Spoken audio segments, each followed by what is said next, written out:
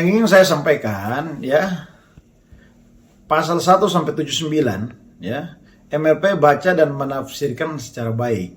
Karena pasal 1 sampai 79 dalam revisi Undang-Undang Nomor 21 Tahun 2001 yang telah kita implementasikan dalam Undang-Undang Nomor 2 Tahun 2021 ya, mungkin MRP yang keliru karena saya yang membahas dan membedah revisi Undang-Undang Otsus.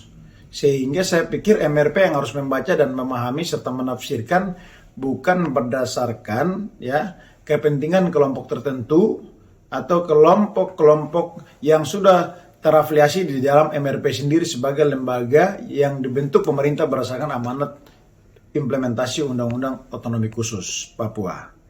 Nah, kenapa demikian ya?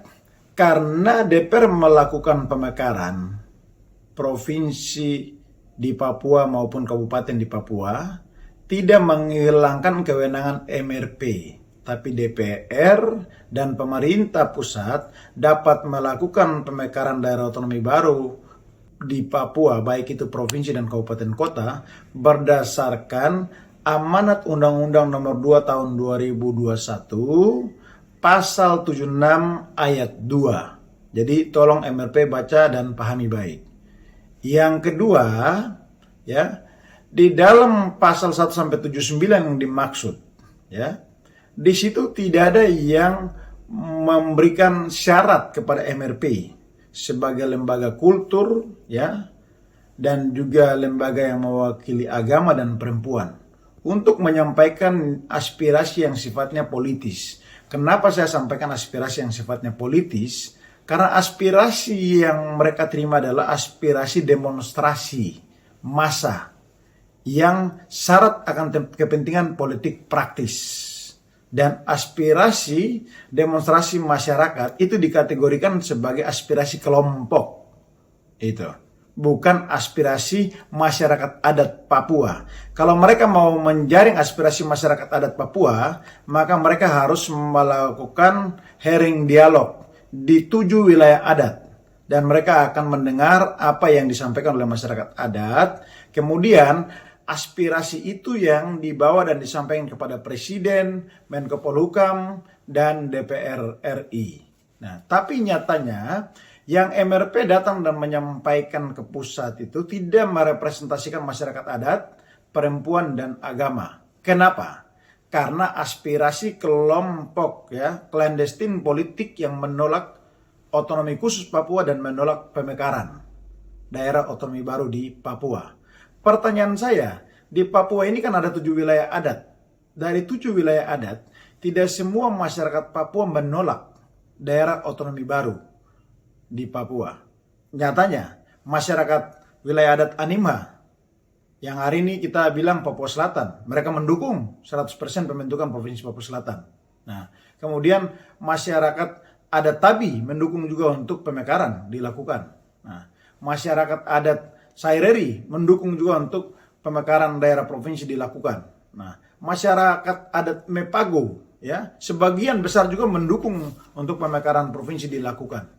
Nah, terus pertanyaan saya, kalau MRP datang ke Jakarta menyampaikan aspirasi penolakan baik terhadap Otsus, terhadap pemekaran, berarti ini kan sifatnya adalah sangat politis.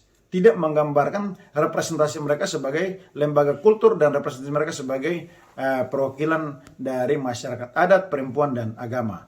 Sehingga MRP yang harus saya ingatkan untuk baca dan menafsirkan baik pasal 1 sampai dengan 79 supaya tidak memalukan diri sendiri ya. Karena MRP bukan jalan mewakili personal mereka sebagai anggota MRP, tapi harus merepresentasikan lembaga. Dan di dalam lembaga itu ada 7 perwakilan dari setiap wilayah adat yang terdiri dari 3 unsur. Unsur adat, unsur perempuan, dan unsur agama. Jadi menurut saya pernyataan Beni Sueni dan langkah yang dilakukan oleh pimpinan MRP dan anggota adalah sangat keliru dan sangat mencederai amanat Otsus yang diberikan kepada MRP dalam menjalankan tugasnya sebagai tugas representasi kultur, representasi perempuan, dan representasi agama. Yang seharusnya dilakukan oleh MRP ya adalah datang ke pusat kemudian menyampaikan bahwa wilayah adat Animha masyarakat adatnya menginginkan pemekaran daerah otonomi baru provinsi. Wilayah adat Saireri, masyarakatnya menginginkan untuk pemekaran provinsi. Nah, wilayah adat Mepago, masyarakatnya inginkan untuk pemekaran provinsi. Wilayah adat Bomberai, masyarakatnya inginkan untuk pemekaran provinsi. Ya, bukan datang menyampaikan mengatasnamakan masyarakat adat yang presentasi datanya dan argumentasinya sangat diragukan.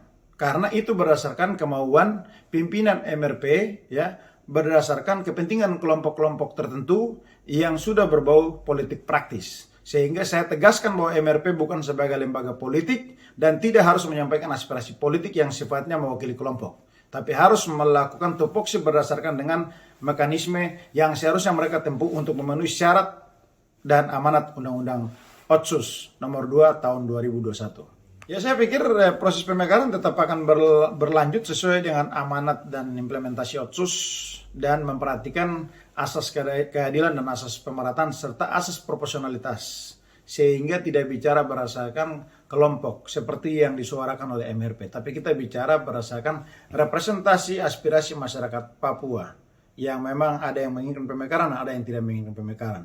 Dan kalau kita melihat, ya, yang menolak pemekaran itu kan kelompok kecil saja. Begitu. Terus lebih banyak masyarakat mendukung itu. Sehingga saya pikir dari aspek ekonomi ya sangat penting untuk dilakukan pemekaran agar ada percepatan pembangunan, pemerataan pembangunan di seluruh wilayah adat yang ada di Papua, kemudian mengejar ketertinggalan dan juga peningkatan ekonomi masyarakat. Tujuannya adalah mencapai kesejahteraan masyarakat Papua. Ya, harapan saya masyarakat sekarang sudah harus memprotek dan harus bisa berani untuk mengkritisi, ya, lembaga-lembaga pemerintahan di daerah yang melangkah salah seperti kerja-kerja politik yang dilakukan oleh Timotius Murib dan kawan-kawannya di MRP.